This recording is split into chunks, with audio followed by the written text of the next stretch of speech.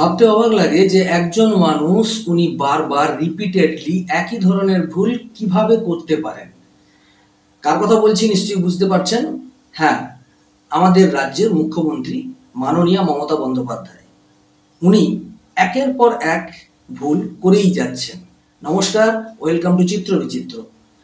আজকে সোশ্যাল মিডিয়াতে একটা ভিডিও আমি দেখলাম, যেখানে আমাদের রাজ্যের মুখ্যমন্ত্রী উনি কি করেছেন, কালীঘাটে মন্দিরে গেছেন এবং সেই মন্দিরে গর্ভগৃহে উনি পুরোহিতের কাছ থেকে যে প্রসাদ বা চরণামৃত যেটা উনি পেয়েছিলেন, পুরোহিত দিয়েছিলেন, ওইটা উনি মুখে ঠেকিয়ে খেয়ে এঁঠো করে সেই এঁঠো প্রসাদ বা চরণামৃত দেবীর দিকে ছুঁড়ে দিচ্ছেন। তো এই যে ব্যাপারটা, এটা ধর্মীয়ভাবে হিন্দু ধর্মের কতটা অপমান, তো সেই ভিডিওটা আপনাদের সামনে তুলে ধরছি।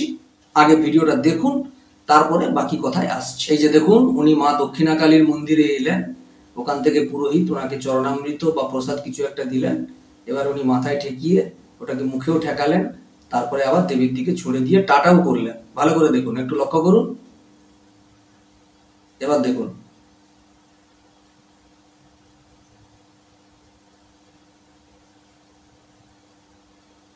টাটা করছেন, প্রসাদকে এঁঠো করে দেবীর দিকে ছুড়ে দিয়ে উনি টাটা করছেন। তো আমাদের রাজ্যের বিরোধী দলনেতা শুভেন্দু অধিকারী উনি এই ভিডিওটা পোস্ট করেছেন। এছাড়াও সোশ্যাল মিডিয়াতে এই ভিডিওটা দেখা যাচ্ছে। তো উনি এই সোশ্যাল মিডিয়ায় ভিডিওটা পোস্ট করার সাথে সাথে উনি কিছু মন্তব্য করেছেন, সেটাও আমি তুলে ধরছি। উনি পোস্টে লিখেছেন, মাননীয় মুখ্যমন্ত্রী মমতা বন্দ্যোপাধ্যায়, আপনি এটা কি করছেন? কালীঘাট মন্দিরের গর্ভগৃহে পুরোহিত আপনাকে মা দক্ষিণাকালীর চরণামৃত বা প্রসাদ কিছু একটা দিয়েছেন, যা আপনি মাথায় ছোঁয়ালেন, মুখেও গ্রহণ করলেন, দিয়ে সেটাই আবার মায়ের দিকে ছুঁড়ে দিলেন। প্রসাদ হোক বা চরণামৃত বা অন্য কিছু, যেটা আপনি গ্রহণ করে মুখে নিলে তা এঁটো হয়ে যায়, আর সেই এঁটো মায়ের দিকে ছোড়া যায় না, এটা অনাচার। ভাগবত পুরাণ এবং কালিকা পুরাণ অনুসারে কালীঘাটে দেবীর ডান পায়ের আঙ্গুল পড়েছিল, তাই কালীঘাট 51 সতীপীঠের একটি। শুধু তাই নয়, 51টি সতীপীঠের মধ্যে অন্যতম পবিত্র শক্তিপীঠ কালীঘাট। হিন্দু ধর্মে যার আধ্যাত্মিক মাহাত্ম্য অপরিসীম, গর্ভগৃহে আপনার এই অনাচার সরাসরি হিন্দুদের বিশ্বাস ও আস্থার ওপর আঘাত এবং শাস্ত্র বিরোধী। মাননীয়া মমতা বন্দ্যোপাধ্যায় এবং তার দল তৃণমূলের নেতৃত্বে তাদের 30% ভোট ব্যাংককে সুরক্ষিত করতে অত্যন্ত সচেতনভাবেই বারবার হিন্দুদের বিশ্বাস ও আস্থায় আঘাত দিয়ে চলেছেন। আমাদের আরাধ্য দেবদেবীকেও এনারা ছাড়ছেন না। এর আগে ওনারই দলের এক সাংসদ মা কালী সম্পর্কে কটূক্তি করেছিলেন।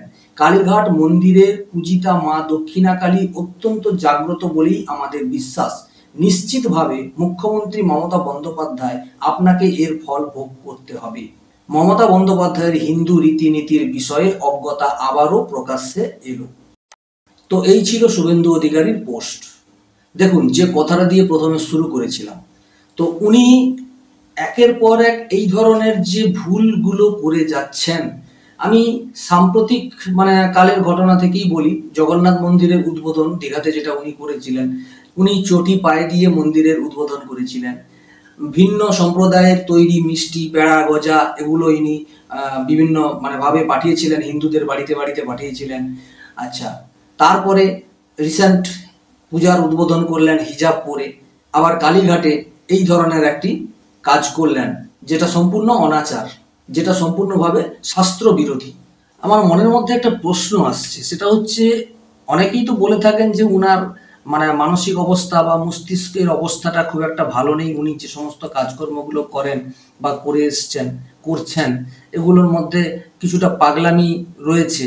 তো এই যে পরপর যে ভুলগুলো উনি করছেন, যেগুলো হিন্দু ধর্মীয় বিশ্বাসে আঘাত দেওয়ার মতো কাজ, এগুলো উনি কি ইচ্ছাকৃতভাবে করছেন, নাকি উনার অজান্তে উনি এগুলো করে ফেলছেন?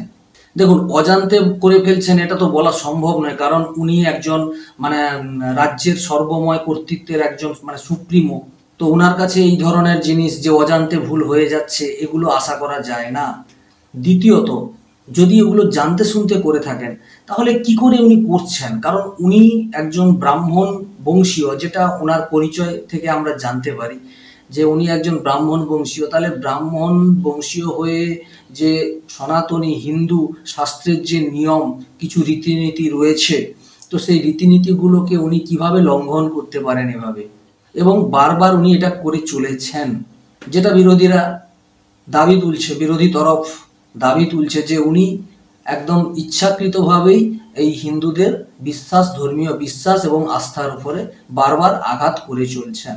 উনি এইভাবে বারবার একই জিনিস রিপিটেশন করছেন, রিপিটেডলি চালিয়ে যাচ্ছেন। কিসের জন্য?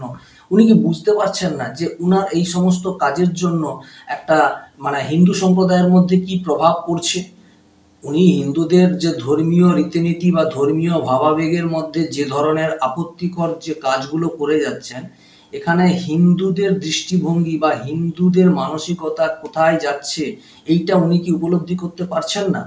নাকি হিন্দুরা যা করতে পারে করুক, যা ভাবতে পারে ভাবুক, আমি আমার মতো করে করব, because I am the top, I am the head, আমি এই রাজ্যের সর্বময় কর্তৃক, আমি আমার মতো করে যা খুশি যেমন খুশি করব, তাতে যার যা ভাবার হয় ভাবুক, যার যা করার হয় করুক। এই ধরনের ডিক্টেটরশিপ নিয়েই উনি চলছেন।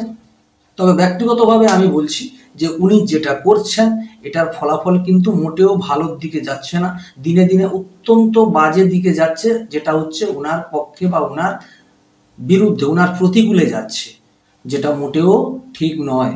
প্রত্যেক সনাতনী হিন্দুকে অসম্মান করা হচ্ছে, হিন্দু ধর্মের প্রতি অসম্মান, হিন্দু ধর্মকে সম্পূর্ণভাবে অপমানিত করা হচ্ছে। আরও একটি বিষয় ক্লিয়ার যে হিন্দু ধর্ম, হিন্দু সংস্কৃতি কোনো কিছুরই মূল্যবোধ ওনার কাছে নেই। উনি হিন্দুদেরকে অপমান করলে, বারবার তাদের ধর্মীয় আস্থাকে এইভাবে অপমান করলে কোনো কিছু এসে যায় না। যাই হোক, আপনারা সবটাই দেখলেন। অবশ্যই কমেন্টে আপনাদের মতামত জানাবেন আর নজর রাখবেন এই চ্যানেলে। সবাই ভালো থাকবেন। সবাইকে নমস্কার।